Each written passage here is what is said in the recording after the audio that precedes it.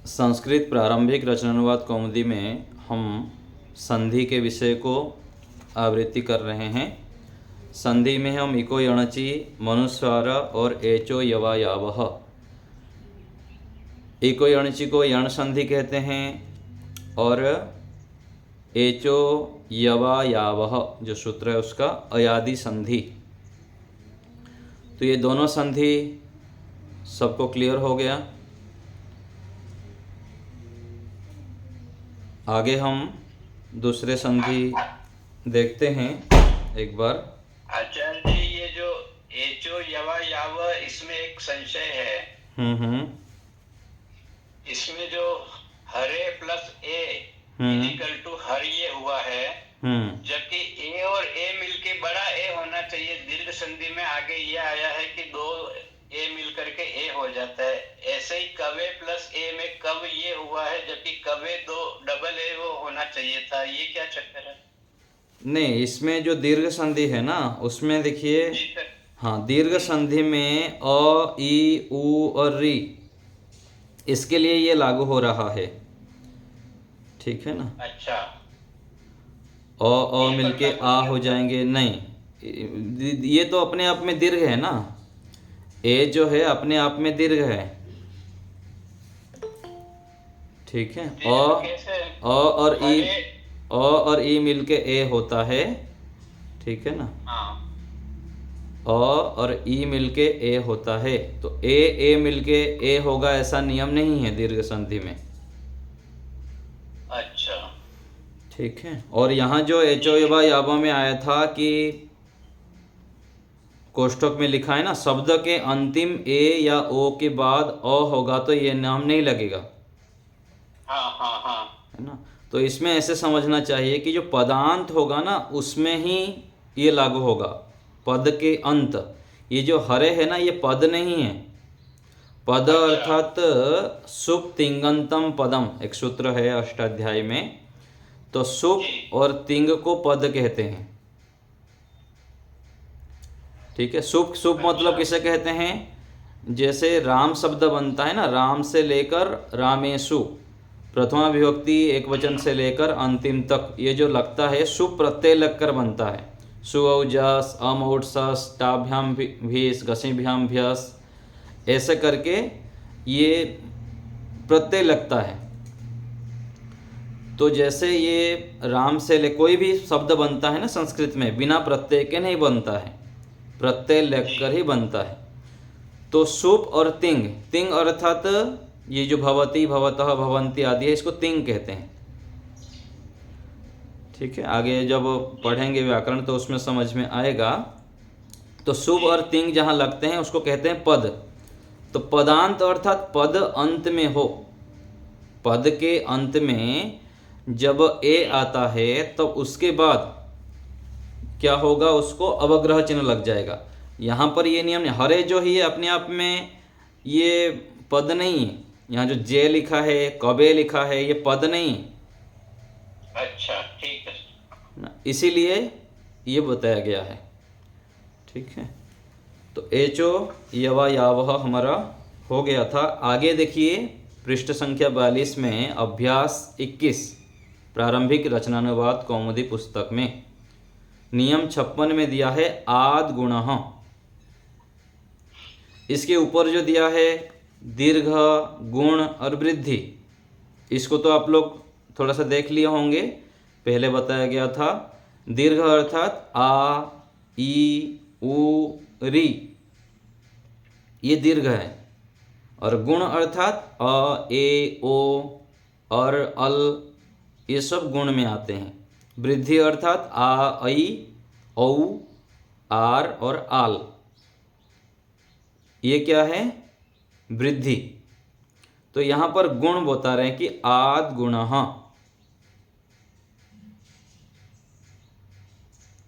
अ या आ के बाद ई या ई हो तो दोनों को ए हो जाता है, और उ या उ के बाद दोनों को क्या होगा? ओ हो जाएगा।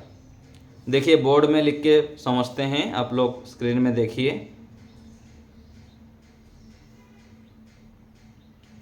मोबाइल के स्क्रीन में आप लोग देखिए।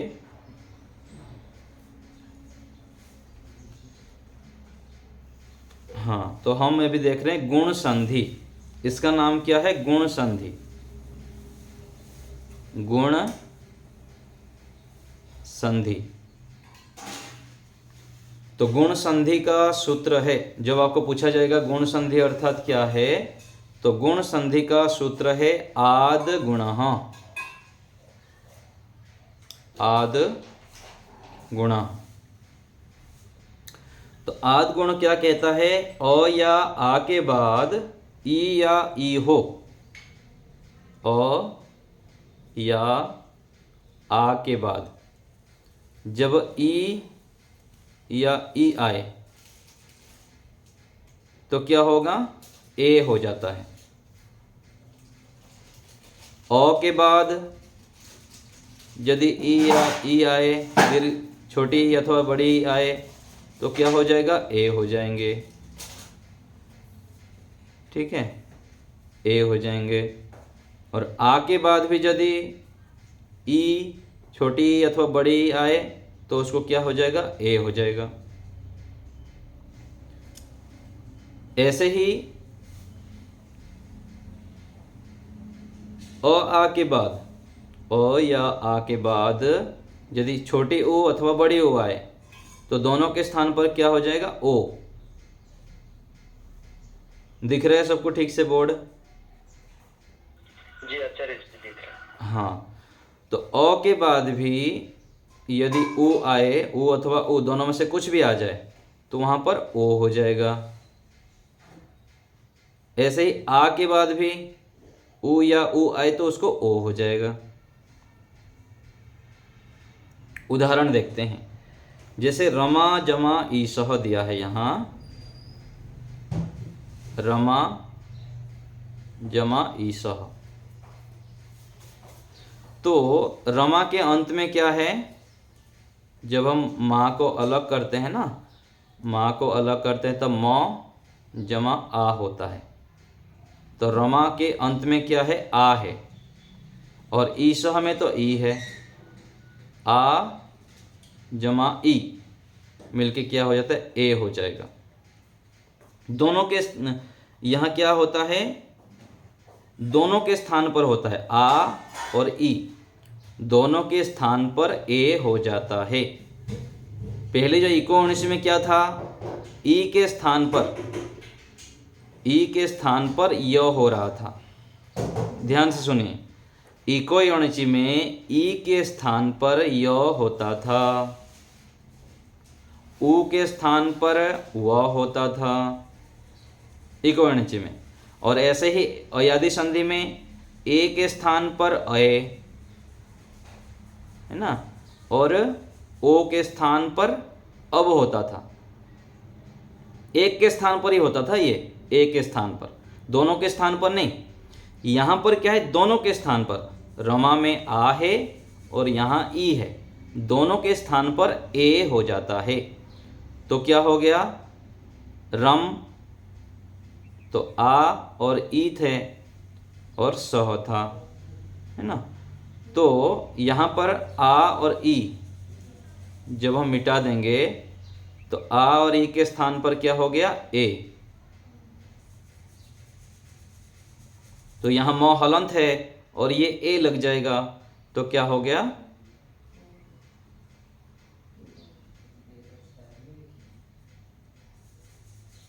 रमेशः। यहाँ कौन सा संधि हुई? गुण संधि। यहाँ पर आ और ई के स्थान पर ए हो गया तो रमेशः हो गया। ऐसे ही उदाहरण देखते हैं, ऊ का देखते हैं। ये तो अ आ के बाद ई आया था। अभी उदाहरण देखते हैं, अ आ के बाद ऊ आए तो अ आ के बाद ऊ। तो यहाँ पर है परोपकार, पर जमा उपकारः, पर जमा उपकारः।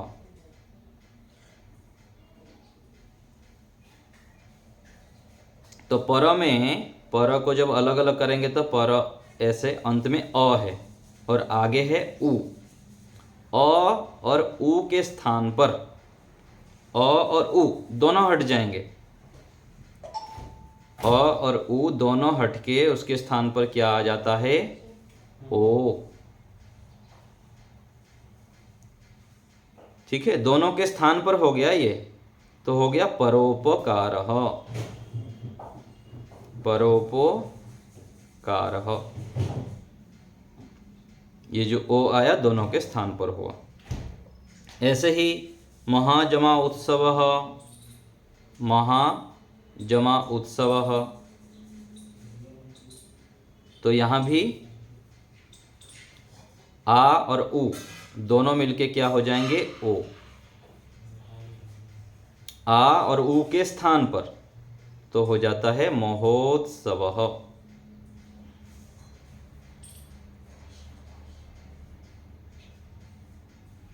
यहाँ आ और उ के स्थान पर ओ हो गया।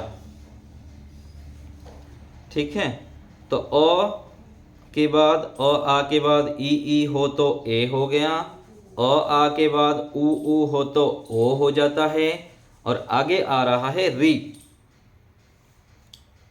ठीक है ना, महाजमा ऋषि। तो आ के बाद जब री आता है तो दोनों के स्थान पर क्या हो जाएगा? और। दोनों के स्थान पर क्या हुआ? और। देखिए इसको, महा में जो आ था और ऋषि में ऋषि, तो ये दोनों के स्थान पर क्या हो गया?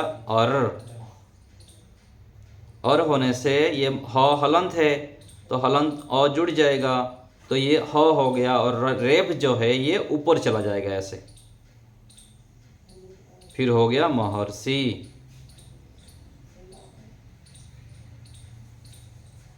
ठीक है, और ये जुड़ गया तो महर्षि हो गया। ऐसे ही री को क्या होता है? री को हो जाता है अल।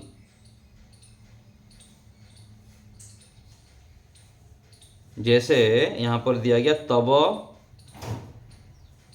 जमा ऋकारः।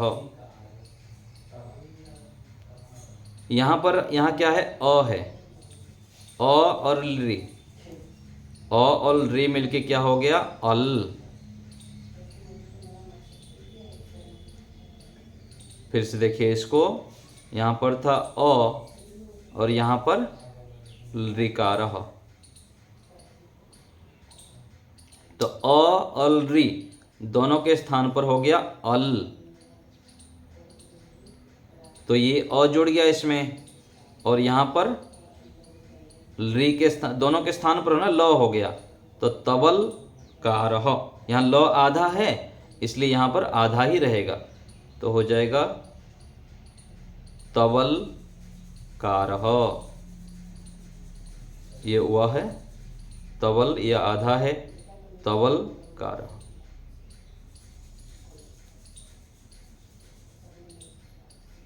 तो आद गुणः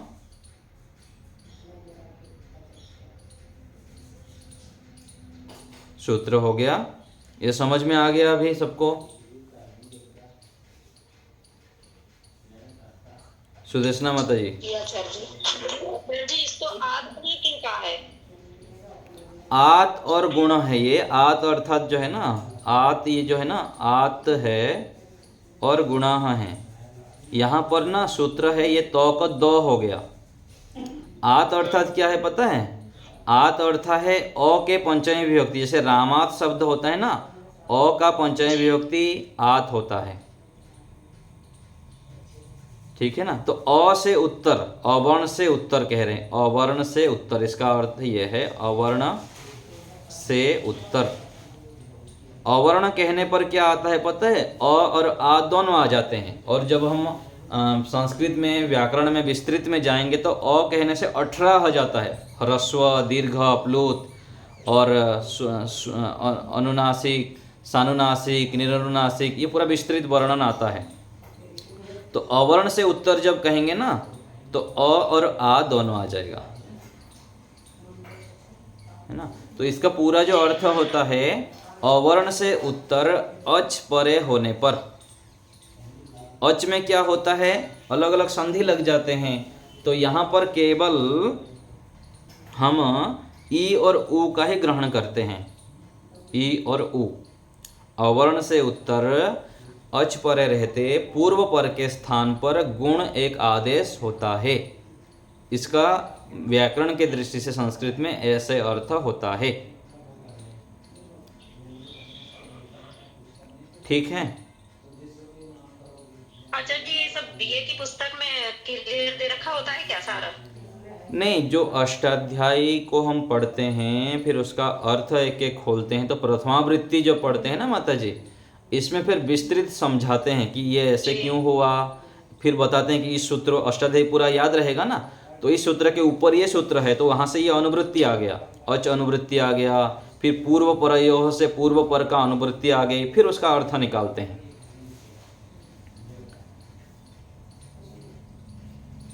ठीक है, जी। ऐसे करके अर्थ निकलता है। आचार्य जी, अच मतलब तो स्वर वर्ण सब है ना? हाँ, सब वर्ण आता है, लेकिन अलग अलग जगह पर अलग अलग संधि लगता है। तो यहाँ पर हम कौन सा ग्रहण करेंगे, पूरा अच ले लेंगे तो फिर ओ संधि वहाँ लागू नहीं होगा, दूसरे संधि फिर वहाँ लागू नहीं होगा। तो इसीलिए यहाँ पर अच कहने पर केवल ई और उ का ग्रहण करेंगे इस जगह पर, इस सूत्र में। इस सूत्र में ई या उ को ग्रहण करेंगे, और अ से लेकर जो औ तक वो नहीं, अच उसको नहीं है। नहीं, उसको ग्रहण नहीं करेंगे। अच कहने पर यहाँ केवल दोनों को ही ग्रहण करेंगे, और ई और उ को। ठीक है। आचार्य जी नमस्ते, मैं ये कह रही, इधर दिया है संधि में अभ्यास 21 में ना जमा ई, तो इसका क्या होगा? नेति। हाँ जी, हाँ जी, अ और ई जुड़ गया ना, अ और ई जुड़ के ए हो गया, वहाँ पर नेति हो तो गया। ये नेति हो जाएगा। हाँ जी। ठीक है आचार्य, ठीक ठीक।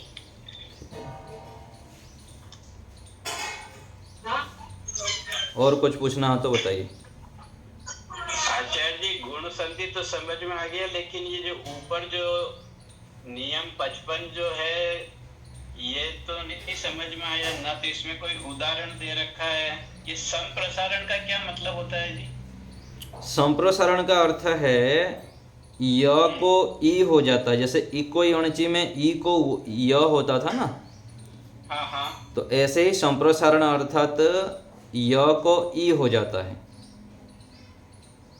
अच्छा अच्छा। य को ई हो जाएगा, व को उ हो जाता है, और र को री हो जाता है। ठीक है। और ये जो ऊपर जो लिख रखे हैं ना, दीर्घ गुण वृद्धि, इनका क्या करना है? ये मतलब ये कहाँ काम आता है? ये केवल हमको परिचय कराना चाह रहे हैं कि दीर्घ अर्थात ये है, गुण अर्थात यह है, वृद्धि अर्थात इसको हम समझें, ये कहना चाह रहे हैं।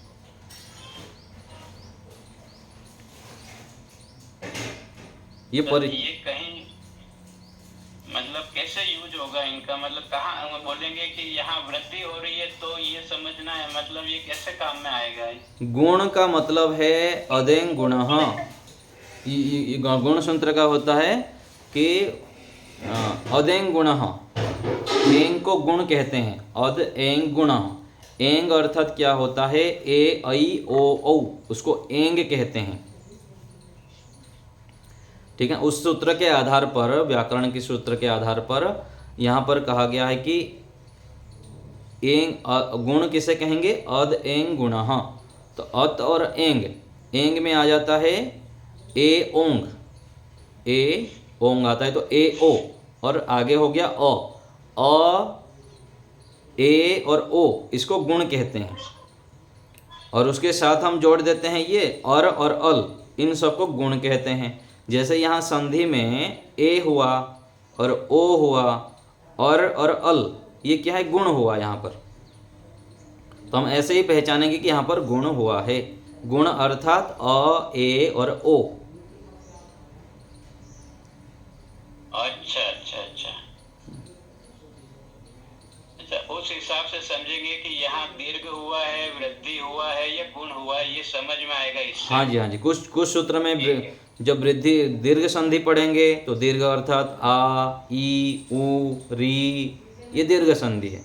ये गुण संधि हम पढ़ रहे हैं तो यहाँ पर गुण अर्थात अ, ए, ओ और अल ये गुण हैं। और आगे वृद्धि संधि आएगी तो वहाँ पर आ, ऐ, औ ये वृद्धि हो जाएंगे। ठीक, अब समझ में आया। ठीक है, चलिए, तो संधि सबको समझ में आ गया। हमारा इको एणची संधि हो गया, अयादि संधि, एचो यवा यावह, और ये हो गया गुण संधि। 3 और 4 संधि हो गया। फिर आगे हम धीरे धीरे बढ़ते जाएंगे। और कुछ पूछना हो तो बताइए।